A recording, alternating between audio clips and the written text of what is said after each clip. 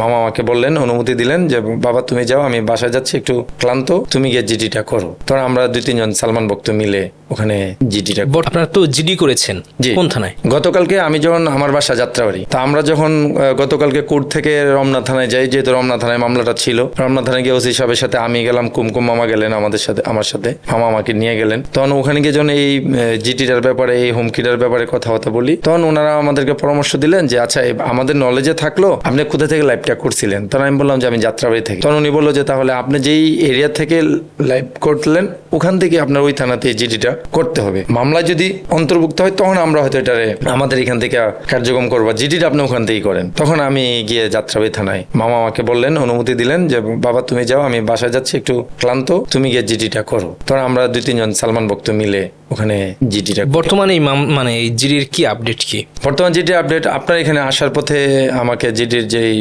মামলার যে ওইখানে তদন্ত অফিসার আছেন যার নামে এন্ট্রি করা, উনি আমাকে ফোন দিছিলেন যে আপনি গতকালকে একটা জিডি করলেন, আপনি কোথায়? তো আমি বললাম যে ভাই আমি একটু নিউ মার্কেট যাচ্ছি, তাহলে আমি সন্ধ্যার পরে রাতে এসে দেখা করবো। আচ্ছা ঠিক আছে, ওকে ভাই আপনি আসেন, বিষয়টা নিয়ে আমি আপনার সাথে একটু কথা বলতে চাই। এবং আপনি দাবি করছেন যে লাইভে যিনি এই ধরনের কমেন্টটা করেছিলেন, এরপর কি তার কোনো খোঁজ কিংবা কোনো হদিশ পাওয়া গেছে কিনা? না, লাইভে কমেন্টসটা যখন করলো তখন আমার মাথায় তাৎক্ষণিক চিন্তা আসলো যে সেই কমেন্টসটা রাখবে না। আমি সাথে সাথেই কমেন্টসটা স্ক্রিনশট নিয়ে নিই আমার মোবাইল থেকে। আচ্ছা আচ্ছা। স্ক্রিনশটটা নেওয়ার মনে হয় যে 30-40 সেকেন্ড হবে সর্বোচ্চ, এর মধ্যে এটা ডিলিট করে ফেলছে।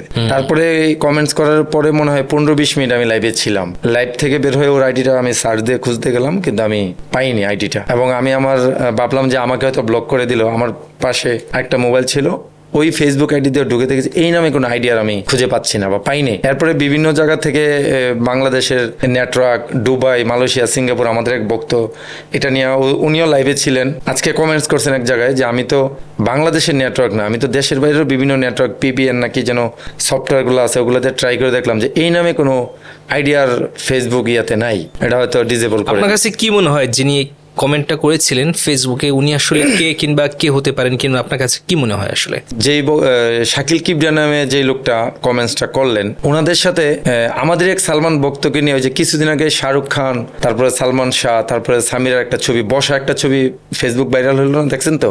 ওই ছবিটা নিয়ে একটা পোস্ট করে এই শাকিল কিবরিয়া নামে একটা পোস্টে সিজান ভাই, আমাদের সালমান ভক্ত সিজান ভাই, SM নীরব চট্টগ্রাম থাকেন, তারপরে সানজিদা আক্তার মনি, আপনি তো চিনেন, ওনারা খুব ছবিটার প্রশংসা করতেছিলেন একজনের, সালমান ভক্ত একজনের পোস্টে গিয়ে, যে ছবিটা আজকে হঠাৎ করে বের হয়ে খুব জনপ্রিয় হয়ে গেল, ভাইরাল হয়ে গেল, পপুলার হয়ে গেল। একটা দেখে নাই যেসব মানুষ যে একসাথে সোফায় বসে আছে, শাহরুখ খান, সালমান শাহ, সামিরা, এটা ওইখানে নিয়ে যখন নাকি কমেন্টস করে সুনাম বলে, ওইখানে গিয়েও নাকি ওর সাথে এই আইডি দিয়ে ওদের সাথে বাকবিতণ্ড তৈরি করে।